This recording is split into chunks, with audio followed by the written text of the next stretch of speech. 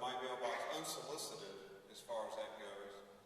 I guess I don't know what the proper answer to keep your constituents informed, but I think constituents have a obligation to get informed themselves as need be. 3 of these pieces came on 16 July, 29 July, and 2 August of this past summer. My question is, and apparently this was passed through the stimulus bill so they could spam us with all this, is I'd like to know what is your idea as far as, is this taxpayer-funded campaigning, okay, in what capacity would you try to keep your constituents informed? Not that all have internet, blah, blah, blah, but some of these pieces are pretty nice pieces made. And just a side question, does anybody know how much he spent on this? I know one Democratic person spent $70,000 on a DVD to send out to his constituents. Thank you. Well, I'm glad you brought that up, because I think what our Congressman Zach Space is doing in those pieces, it's disgraceful, it's disgusting, and it's I hope the voters, I think, in 44 days are going to punish him for that one aspect. Because on those pieces, first of all, he's using the franking privilege, so taxpayers are paying for the postage, and those are multi-collar, they're campaign pieces, there's no doubt about it. And about a year and a half ago, or 2 years ago, I got one in my mailbox, and it upset me so much, I took it down to Kevin DeWine, GOP state chair, and I said, Kevin, what can we do about this? And he told me, well, really nothing, because Nancy Pelosi sets the rules. That's how it works.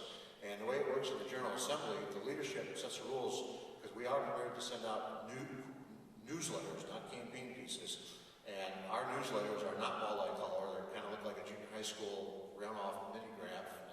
And on ours, we're limited to a set number per month, so there's a cap on expenditures that is reasonable.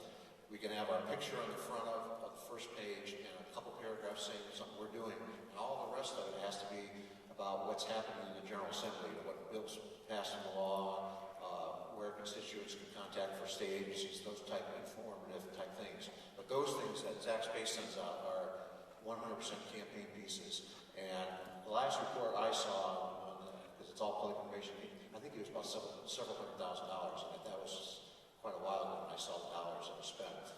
And on my mail pieces, my campaign pays for it, which I've raised the money privately from private dollars, and also my campaign pieces we're also putting on there not paid for by taxpayer expense on the front by the disclaimer to make it clear that I'm not using taxpayer dollars in any way, shape, or form in this campaign.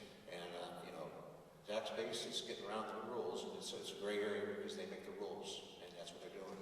And I think it's another violation of the trust, just like he's violated the trust when people come in and they talk to him about how you're going to vote on something. Like he said, prior to June of 2009, he said he was not going to vote for cap and trade, turned around and voted for it. So he definitely in violation of the loss of people's trust, and I think that's hurting. I've had a lot of people bring that to my attention, which I've already known, but a lot of people are seeing that and are really disgusted, because that's part of it, adds to the deficit. Is there some type of truth in advertising in what you put out in that? Because what I've got in here, Congressman Space single-handedly fought to increase the exemptions for small businesses from employer mandates by 500%. I would think you have to have like 217 votes for that to happen. How would one person be able to do that? Thank you. I had a little trouble hearing you. He said he did what now? Is there some type of truth in advertising that when you send out your newsletters, it has to be truthful? Mr. Space single-handedly fought to increase the exemption for small businesses from employer mandates by 500%. Doesn't it take 217 votes for that to happen? Yeah, I guess you can put out anything you want, and then the voters will decide if he's telling the truth or not. And on his quote, I won't say quote newsletters because you know what we feel about that. I know.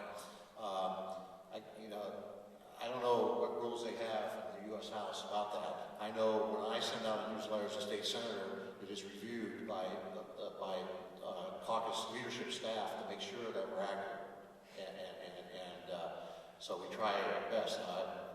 Obviously, I don't know what their policy procedure there is, but I do know in the campaign when he made some false accusations, it's my job as his opponent to expose those, and which I did. He made false statements against me when we spent nearly $250,000 on Columbus Network TV this past June, blasting you with falsehoods, and I filed my election complaint and won that complaint that they said that Zach Space lied in his advertisements against me. And so that's part of the campaign to bring out those things that if our candidate or our elected representatives is not telling the truth or distorting the truth. And so that's what I'm trying to do, because I think Zach Space is distorting the truth about every time he puts out a press release.